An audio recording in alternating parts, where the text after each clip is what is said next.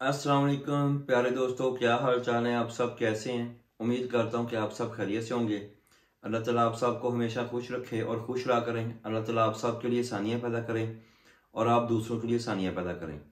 आज हम बात करेंगे कि यूरोप से लोग डिपोर्ट क्यों होते हैं, क्या वजह है, कौन सी ऐसी वजह है जिसकी वजह से लोग डिपोर्ट होते हैं। और बार बार लोग क्वेश्चन करते हैं कि जी भाई हम डिपोर्ट तो नहीं हो जाएंगे, हम आ रहे हैं, हमने केस करना है, हमने साइलम करना है, क्या हम डिपोर्ट तो नहीं हो जाएंगे। आज मैं उन सबको बताऊंगा कि 3 से 4 ऐसी गलतियां जो इंसान करता है जिसकी वजह से डिपोर्ट होता है। और जो लोग डिपोर्ट होते हैं उनमें बहुत डिटेल में जाएं तो तकरीबन तकरीबन उनकी अपनी गलती होती है। कहीं ना कहीं जाके इंसान गलती करता है तो ये डिपोर्ट करते हैं।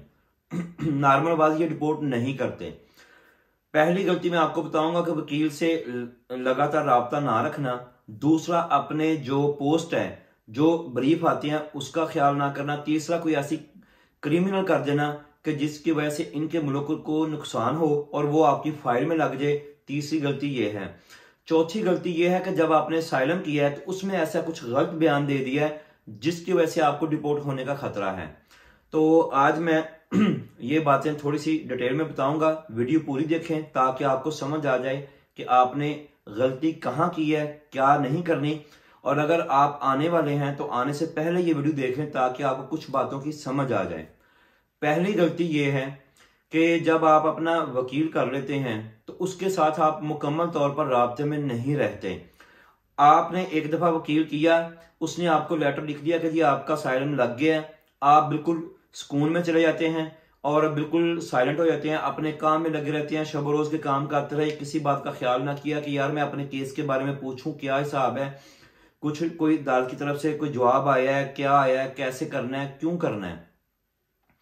आपको चाहिए कि हर माह नहीं तो हर दूसरे माह या 4 से 6 वीक बाद आपने जो वकील है उसको फोन करें, उसको बोले जी मेरे केस की क्या अपडेट है। आपको पूछते रहना चाहिए हर वकील से, अपने जो भी आप वकील करें कम से कम 2 माह में तो मस्ट आपको पूछना चाहिए कॉल करके कि मेरे केस की क्या अपडेट है। इसकी वजह से आपको नई से नई अपडेट मिलती रहेगी। दूसरी गलती जो है जिसकी वजह से मैंने वाकया ही स्टुटगार्ट से और जर्मनी से मैंने डिपोर्ट होते हुए लोग देखे हैं जिन्होंने अपनी पोस्ट की पैरवी नहीं की, अपनी पोस्ट को जरूरी नहीं जाना और उसको इग्नोर कर दिया। फॉर एग्जाम्पल उसकी पोस्ट आई है, वकील की तरफ से आपको पोस्ट आई है कि जी आपका केस का स्टेटस ये है, आपका केस रिजेक्ट हो गया है, तो आप इसमें जाके अपील करें। अपील का 2 वीक का टाइम होता है, जेहन में रखें 2 से 3 वीक का टाइम होता है। चाहे तो वो 2 वीक दें आपको, चाहे तो वो रश की वजह से 3 वीक दे दें। उसमें आपने लाजमन अपील डालनी है। अगर उस दौरान आप अपील नहीं डालते तो ये आपका शूल है, उसके बाद आपको अब शिपिंग हो जाएगी। अब शिपिंग का मतलब है कि आपको डिपोर्ट के पेपर इशू हो गए हैं, अब आपने वापस जाना है। गलती आपकी, पहले में भी गलती आपकी। हमेशा अपना जो भी लेटर आए, आपको जर्मन जबान आती है या नहीं आती, आपको चाहिए कि फौरन उसकी टेंशन लें, उसको किसी पढ़े लिखे बंदे से पढ़ाएं कि यार ये मेरा लेटर है, इसका क्या है। सबसे बेस्ट है आप अपने वकील से राब्ता करें कि भाई आपने मुझे लेटर भेजा है, इसका क्या मतलब है, मुझे लैंग्वेज नहीं आती। और वकील हमेशा ऐसा वकील करें जिसके पास पाकिस्तानी ट्रांसलेटर हमेशा हो। वैसे तो आपको हर दफा बात करने के लिए वो ट्रांसलेटर मिल सकता है, लेकिन कुछ लोग चार्जेस के साथ जाते हैं, कुछ फ्री में जाते हैं सोशल वर्क के तौर पे।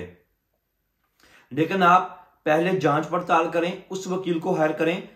कई वकील हैं उनको पता है कि पाकिस्तानी कम्युनिटी बहुत ज्यादा है, इंडियन है, अफगानी है, बांग्लादेशी है, जिनको उर्दू या पंजाबी आती है, और उन्होंने अपने पास पक्के ऐसे मुलाजिम रखे हुए हैं जो उनका ऑफिस का वर्क करते हैं, फाइल वर्क करते हैं, लेकिन वो उर्दू और पंजाबी में बात करते हैं। जब आप जाते हैं तो कोई दिक्कत नहीं होती। आपका जब भी पोस्ट आए, लेटर आए, दूसरी गलती ये है जो आप करते हैं, आप फौरन अपने वकील को फोन करें, जो ट्रांसलेटर बैठा है उसको बोलें भाई ये मेरा फाइल नंबर है, मुझे बताएं ये मेरा स्टेटस क्या है, मुझे क्या लेटर आपने इश्यू किया है या अदालत की तरफ से क्या आया है और इस पर मैंने नेक्स्ट क्या कार्रवाई करनी है। वो आपको बोलेगा कि आप 400 यूरो लेके आ जाएं दफ्तर में, आपने अपील नहीं करनी है, आपने अपील में जाना है। आप फौरन टेंशन लें, पैसे लें, जहां से भी आपने हायर करने हैं, इकट्ठे करें और वकील के पास जाएं, अपॉइंटमेंट लेके अपॉइंटमेंट पे जाके अपनी जो असाइलम की अपील है वो फौरन डालें। आपका 3 वीक का टाइम है, आपको चाहिए पहले वीक में डाल दें। दूसरा ये हो गया।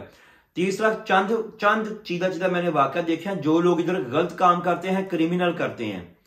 फॉर एग्जाम्पल कि आपने जर्मन को कोई ऐसा नुकसान किया है कि जिसकी वजह से वो बुरा मानते हैं, तो वो भी आपकी अपशिपिंग होने में मदद कर सकता है। आपने क्रिमिनल किया, आपने एक दफा एक वाकया मैंने सुना कि पाकिस्तानी एक लड़का था, उन्होंने किसी के साथ मिलकर इधर जो है मेडिकल स्टोर जो है उसको रात को उसका नुकसान किया रात के टाइम, और कुछ दिनों बाद वो लड़का पाकिस्तान डिपोर्ट हो गया, सिर्फ वो क्रिमिनल की वजह से।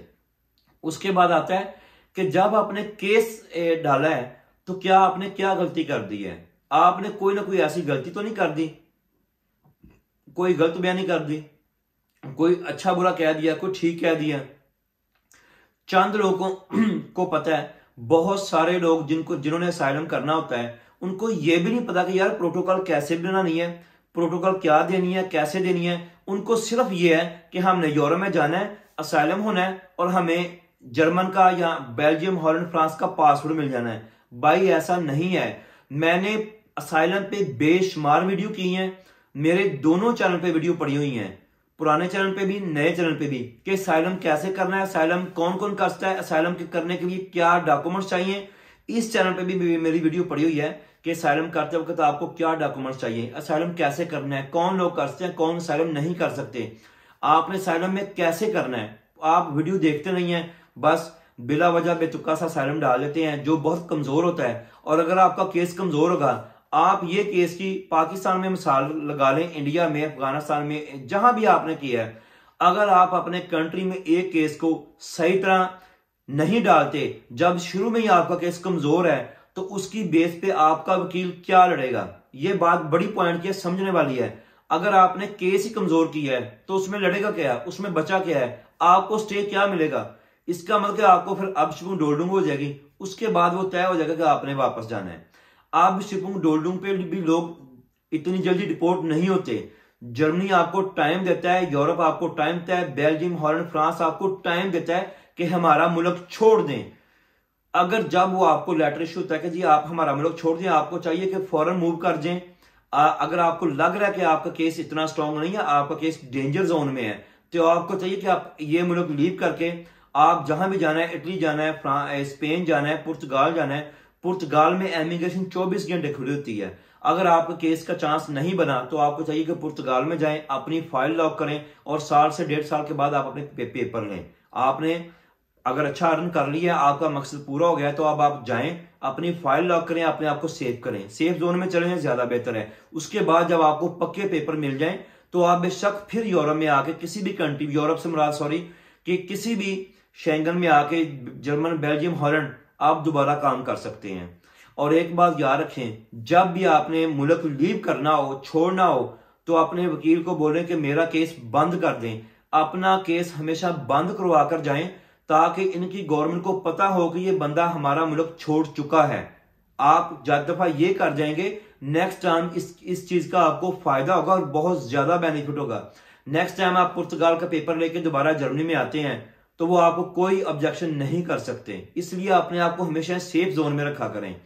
अपनी गलतियां आप करते हैं और ये बातें जब खुदा ना करे आपका नुकसान होता है, इंसान डिपोर्ट हो जाता है। लास्ट टाइम मैंने जर्मनी से ही एक इलाका है, उधर से 3 बंदे डिपोर्ट हुए पाकिस्तानी। जब मैंने उनके बारे में पता किया और मैंने मालूमात ली, जो उधर लोग रहते हैं पाकिस्तानी भाई, उन्होंने बोला कि जी इनको लेटर आए थे कि अपील में जाएं, इन्होंने इग्नोर कर दिया, ये अपने जॉब पे लगे हुए थे, इन्होंने छुट्टी नहीं की, वकील के पास नहीं गए और अपील नहीं डाली। अपील के बगैर ही जर्मन हुकूमत ने उनको आपसी डोल्डुम कर दी।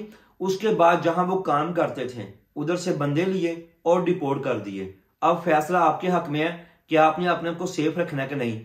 जब आप इतना पैसा लगाकर जर्मनी में आते हैं तो आपको चाहिए नहीं कि आप अपने केस की भी हिफाजत करें, जैसे कि बच्चे की करते हैं जिसने आपको पूरी जिंदगी के लिए सेटल करना है। आपको खुद पता हो कि यार मैंने इसकी कितनी केयर करनी है। बल्कि मैं एक बात कहूंगा, शायद बुरी लगे, माजरत है, आपको अपने केस को ऐसे हैंडल करना चाहिए जैसे एक शीरखार बच्चा होता है। उसकी तरह इसको संभालें, हर तरह इसके बारे में सोचें, इससे मशवरा लें, लोगों से मुख्तलिफ से मशवरा लें कि यार मेरा केस इस स्टेज में क्या करूं, कैसे करूं, क्यों करूं। आपको हजारों क्यों मिलेंगे जब आप डिस्कस करेंगे, आपको क्यों मिलेंगे। आप हर किसी की बात ना माने, लेकिन जो आपको लगे कि आप कोई बात ठीक कर रहे हैं, कम से कम खुदारा उसकी बात तो माने। इसमें आपका अपना ही फायदा, किसी और का नहीं है। अगर ये पूरी वीडियो देख के आप इस पे अमल करेंगे तो आपका फायदा है, आपका बहुत ज्यादा फायदा। अगर सोचें ना सोचें बाकी मेरा काम है आपको गाइड करना, इंफॉर्मेशन देना, इसके अलावा तो मैं कुछ कर नहीं सकता। तो दुआओं में याद रखें, मेरे चैनल को लाइक करें, सब्सक्राइब करें और शेयर करें।